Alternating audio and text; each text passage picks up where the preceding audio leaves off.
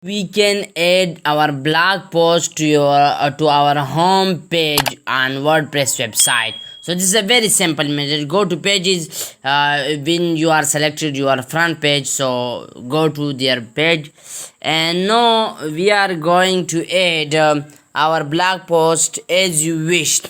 So we recently add our blog post, but we can click on the plus icon, browse all, and then click on the post, search for post. So there are a lot of option of adding a blog post, post carousel, post list, post, etc. So we are going to add posts. So click on the post icon, and when you click on the post icon, so there you can see the posts are added to your home page.